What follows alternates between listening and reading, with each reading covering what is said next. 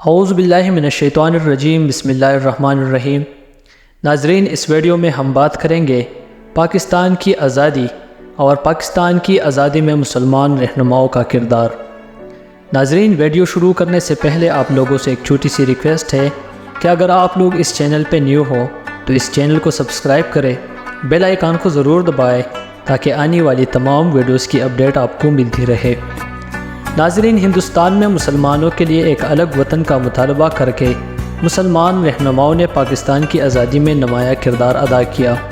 قائد اعظم محمد علی جناح نے آل India Muslim league کی قیادت کی اور پاکستان کے قیام کے لیے برطانوی اور ہندوستانی رہنماؤں کے ساتھ بات چیت کی۔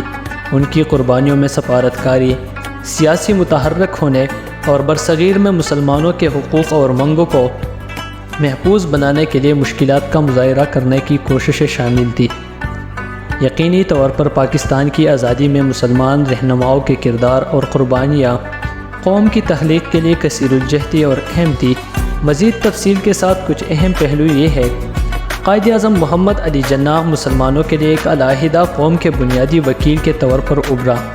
ان کا خیال تھا کہ ثقافتی اور مذہبی اختلافات کی وجہ سے ہندو اور مسلمان متحدہ ہندوستان میں پرامن طور پر نہیں رہ سکتے۔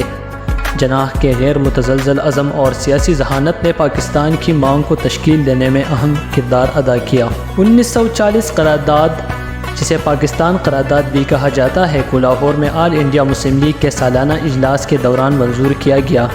اس نے برطانوی ہندوستان میں خود مختار مسلم اکثریتی ریاستوں کے قیام کا مطالبہ کیا۔ اس پروگرام نے ایک علیحدہ قوم اور جستجو کے مسلم رہنماؤں کے لیے جدوجہد کا ایک اہم مقام حاصل کیا۔ لیاقت علی خان، مولانا ابوالکلام آزاد اور علامہ اقبال جیسے مسلم رہنماؤں نے پاکستان کے مطالبے کی حمایت میں اپنی برادریوں کو ریلی نکالی۔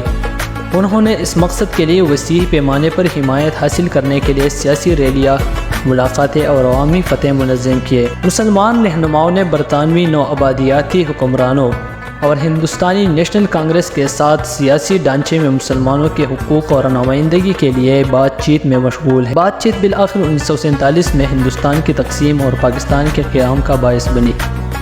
آزادی کے جدوجہد کے دوران مسلمان رہنماؤں کو متعدد ذاتی قربانیوں کا سامنا کرنا پڑا۔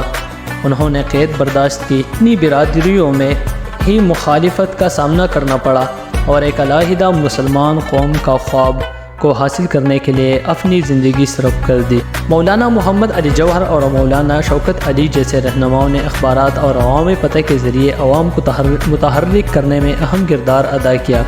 انہوں نے مسلمانوں میں اتحاد کی اہمیت اور ان کی الگ شناخت پر زور دیا۔ علامہ اقبال جیسے دانشوروں نے ایک علیحدہ مسلمان ریاست کے لیے فلسفیانہ بنیاد کو بیان کرتے ہوئے نمایاں تعاون کیا۔ اقبال کی شاعری اور تحریروں نے مسلمانوں کو ایک وطن کا تصور کرنے کی ترغیب دی جہاں وہ آزادانہ طور پر اپنے مذہب اور ثقافت پر عمل کر سکتے ہیں۔ 1947 میں ہندوستان کی تقسیم بڑے پیمانے پر فرقہ وارانہ تشدد اور بے گھر ہونے کی وجہ سے نشان زد تھی۔ بہت سے مسلم رہنماؤں نے پناہ گزینوں کی مدد کی اور تقسیم کی وجہ سے ہونے والے مصائب کو کم کرنے کے لیے انتھک محنت کی۔